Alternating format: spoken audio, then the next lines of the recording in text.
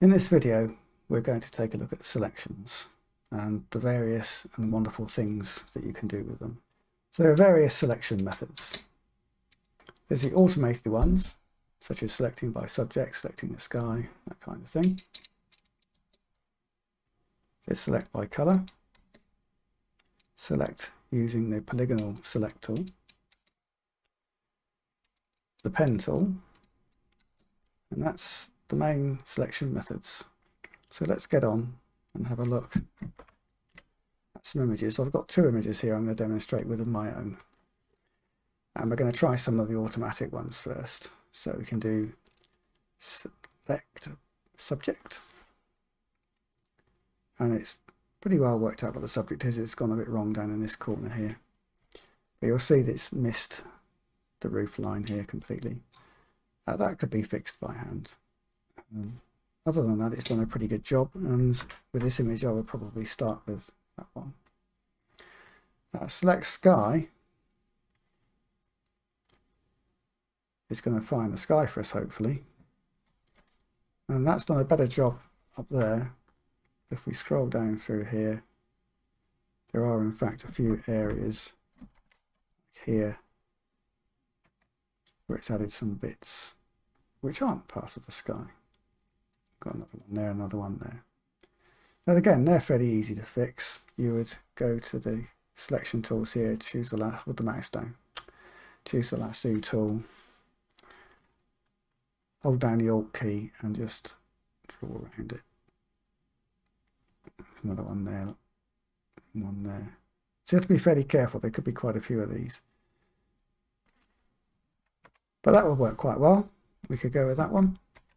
The select object tool is going to be much the same. This is select object, sits over here.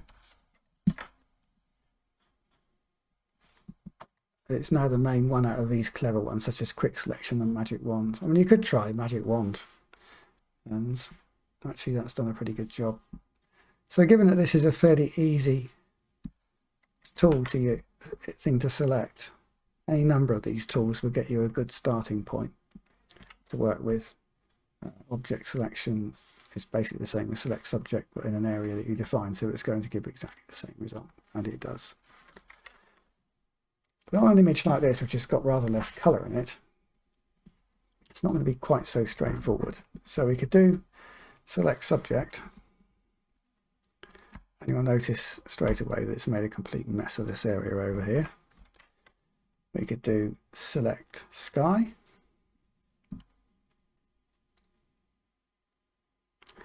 That's done better. If you zoom in, you'll find that all along the top there are things that have gone wrong. Now again, that's not too difficult to fix. You could use this as your starting point. I actually want to show you some other tools. It's done a reasonable job here, but it's missed the tops of these lights here. So it's not bad at all. Select subjects, as we discovered, will do the same as the one we just tried. Another method for doing a selection is using colour range. So we go to select and choose colour range. Thing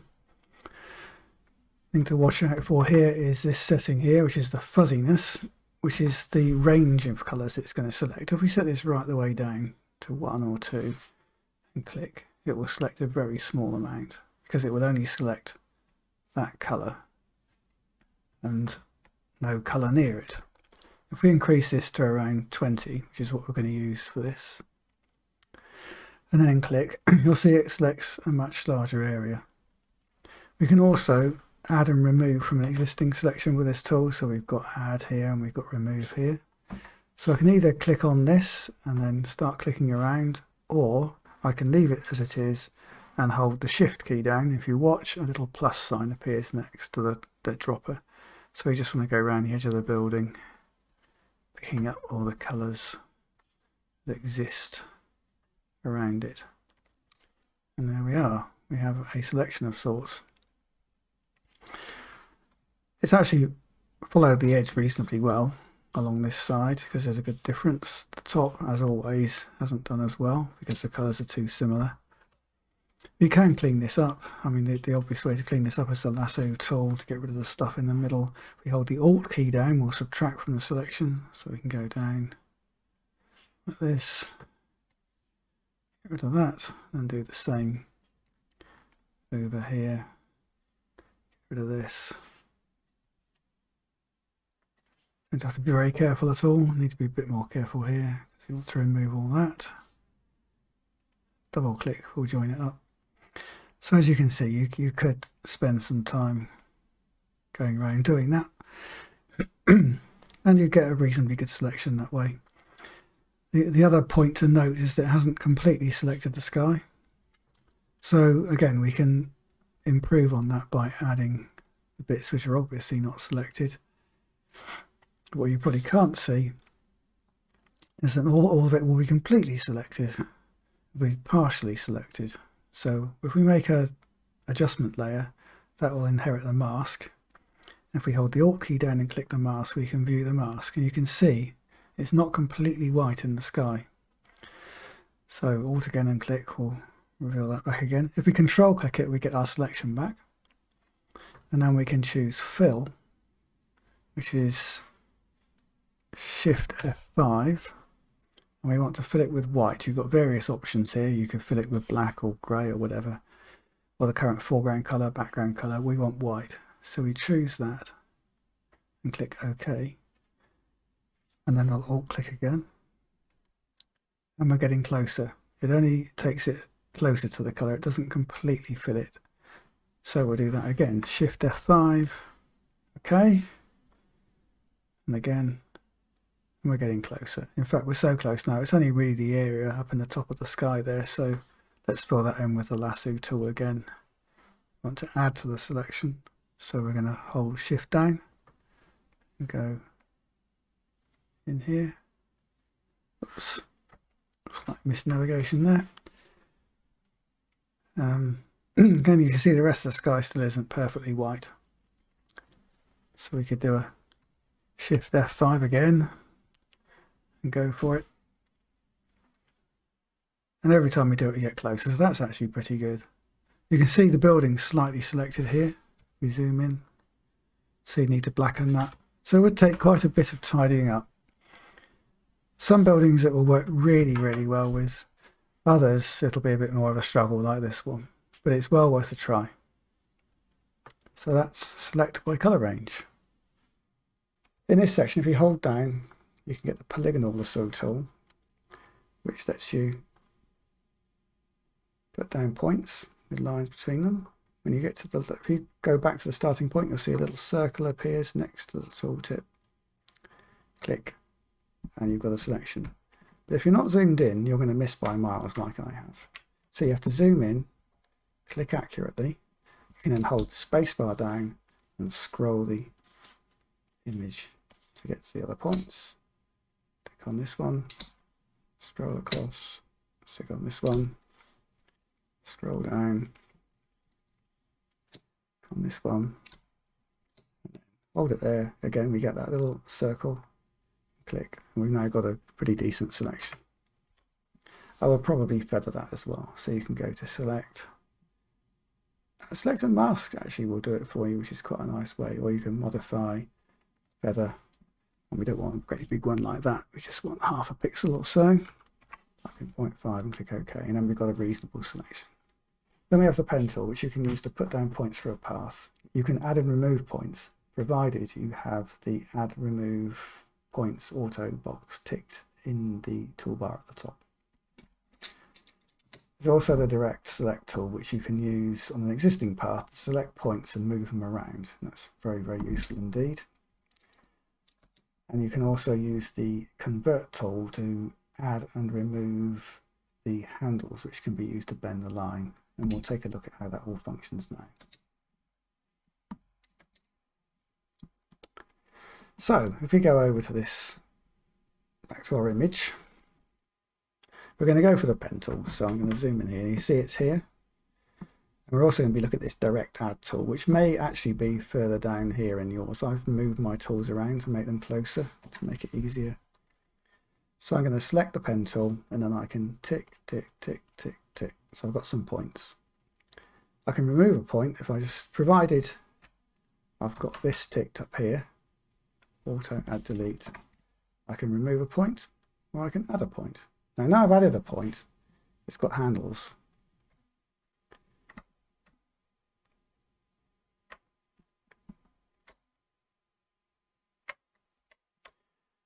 So I don't actually want those handles. If I click again, I can remove it. But if I add one and it's got handles and I don't particularly want them, I will have to hold down here and go to the convert point pen tool and click on it, and those handles will go away. If I want handles, say on this one, I can hold the convert point tool on it and drag them out. And you can see that the handles bend the lines.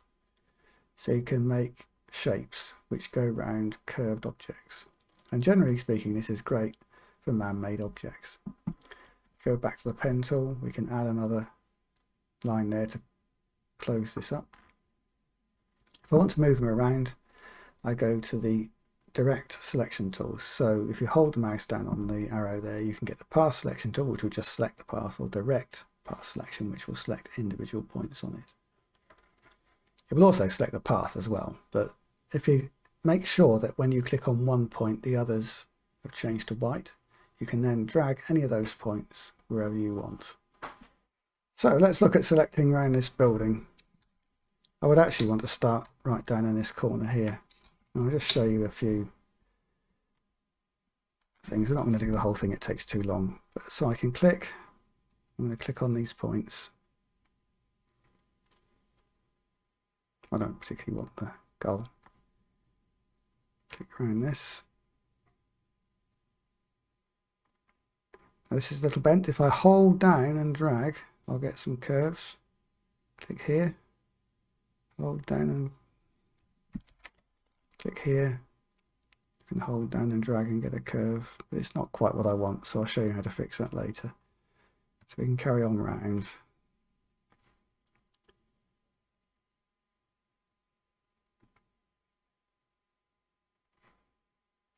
So you can tell this can take a little wee while, but right, so I'm going to call that it for now for the purposes of our demo, because it shows us enough for what we want to do.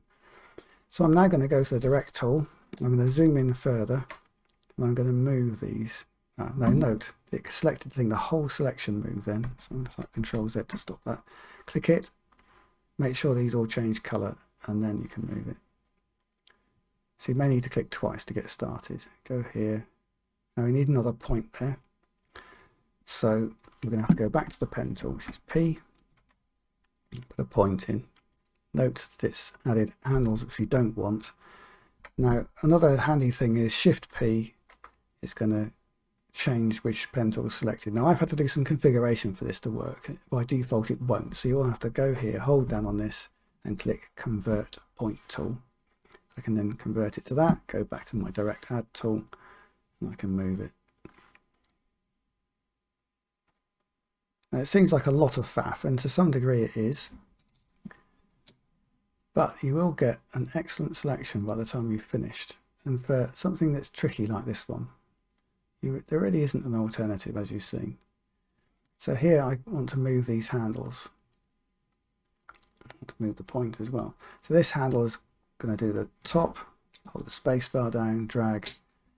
This one is going to do this bit which needs to be straight, so I'll just line it up straight there. This one we can leave as is. This is going to have to be dragged to make this bend. So we're going to have it there.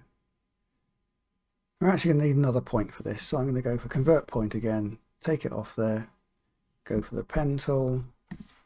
I'm going to add a point, and I'm going to leave the curves there because I'm going to want them. Then I'm going to the Move tool, move this, and I can bend this to fit this bit and to fit that bit.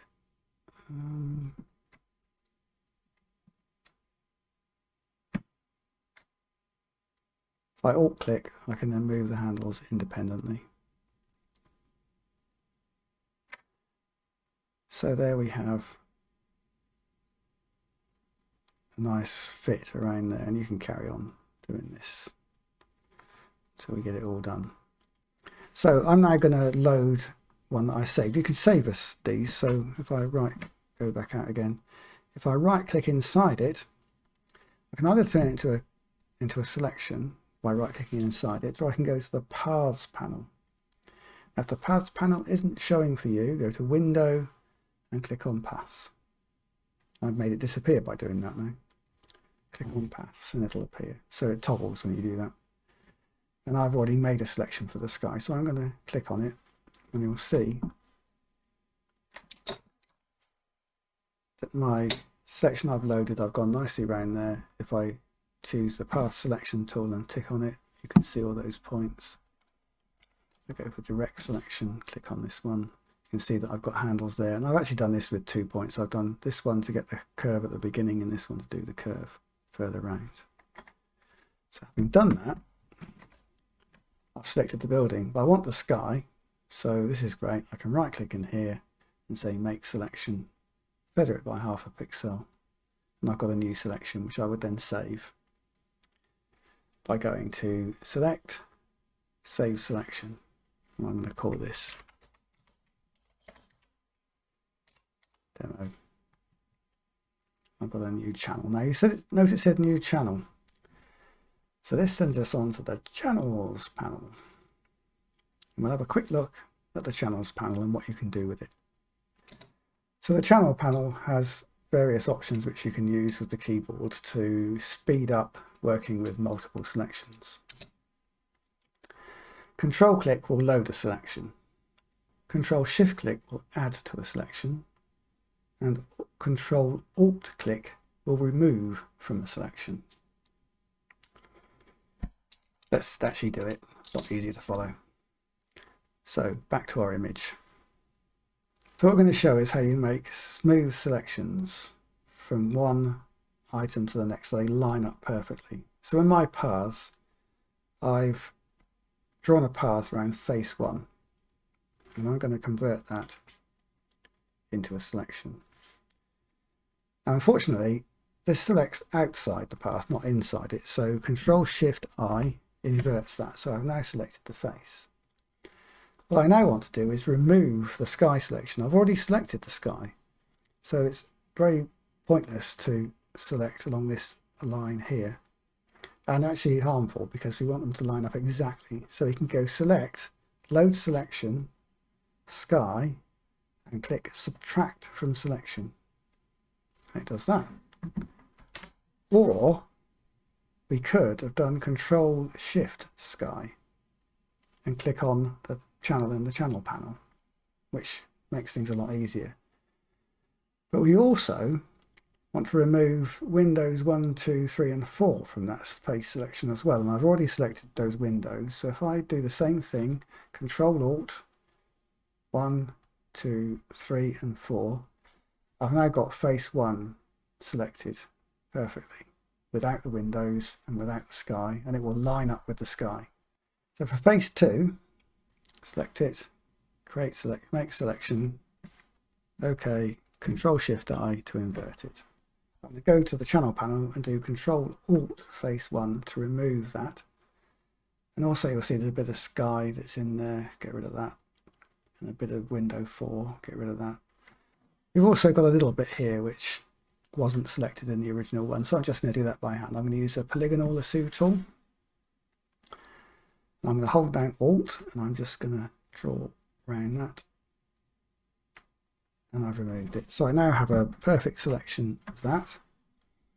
Again, we can do Control Shift on Windows 5, 6, sorry, Alt Shift on Windows 5, 6 and 7. So that's Control Alt Shift on 5, 6 and 7, and that's remove those windows as well. So we now have our face 2 selection. And we'll save all of those. So make sure you save them all. I've also got one for the brick area around the outside of the building and the ground along the bottom of the building. The dark bits of the face will come on later. And these are the ones that we've made while demonstrating. I'm going to delete those channels so we don't need them anymore. You know, if you click on a channel, you can see what it comprises of in terms of whites and blacks and what's selected. There are some subtle differences we'll come into to what you might expect to see there. Let's scroll to the top, click RGB and untick that face. If you use the this area here where you get the little eye icon, that will show you it with a red mask around the bit that isn't selected. So type Control D. Now the other kind of selection that we're using is luminosity mask. You can find one that's free as part of your subscription. If you go to exchange.adobe.com, click on Creative Cloud, it'll take you to this extensions thing. If you search the marketplace for TK Luminosity Mask and click on search, it will find this. Click on it and it'll show you all about it. So it's telling you that you need to use the latest Creative Cloud or it's simply not going to work. And I've already acquired it. You'll have to tick on something here to install it. If I go to Manage, I can't actually remember what happens next, but you'll be able to acquire it here and add it to your Creative Cloud. So if I open the Creative Cloud app on Manage, you'll see that I've actually got a TK Luminosity mask loaded into my system and it's installed. It also looks like I've installed Cinematic Vibes at some point, but I don't know that I've ever really used that. Anyway, the TK Luminosity mask is what we want. If you search for Tony Kuiper Luminosity mask, you'll find lots of paid-for versions which are massively more sophisticated than this. But that's all we actually need for now. So if we go to this, I'm going to go back to layers. I'm on the clean version. If I go to this, I can click on here and I get an interface for generating dark and light luminosity masks. So if I click on one of these, you can see how it selects different things depending on how bright they are.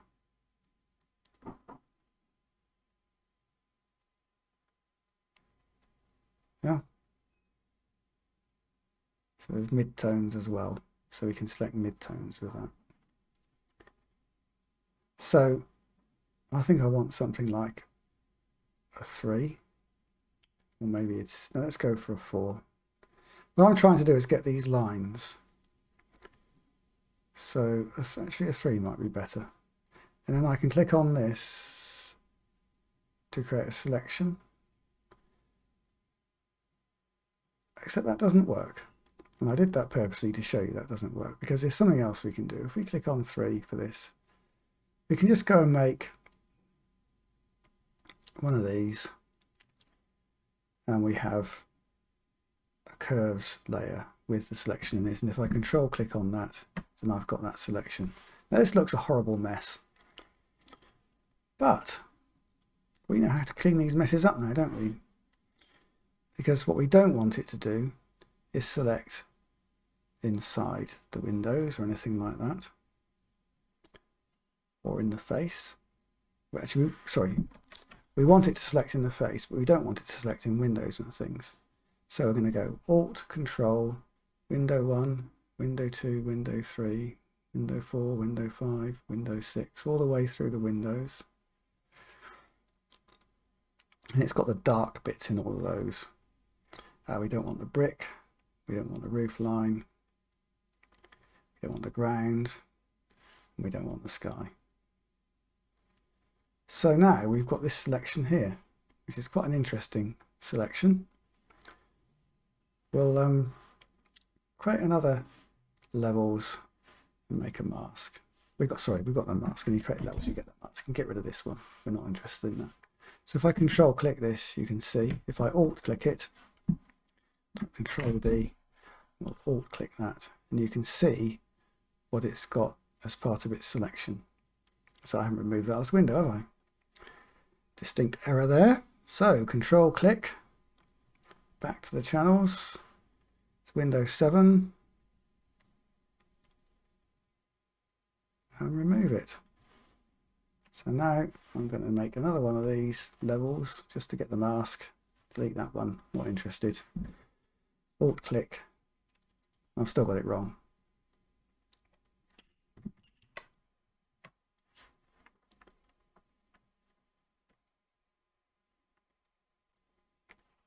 So I'm going to go to the channels, remove Windows 7,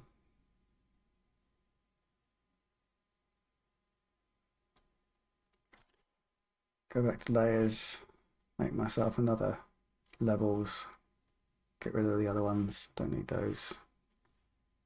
If I alt click on this, I can see what I've got selected.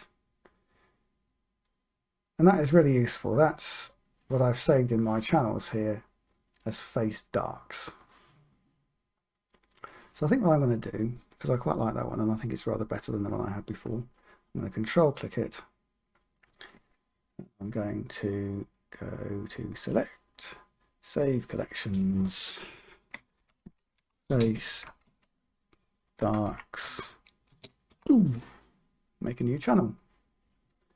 So now we can go over here and we can have a quick look at these. So control, click, face darks, let's see, they're the same, aren't they? I obviously think the same all the time, so that's good. So we'll get rid of that one. We can drag it into the can. So now we've got all the selections that we need to move on to the processing stage, which will be in the next video. Thank you very much.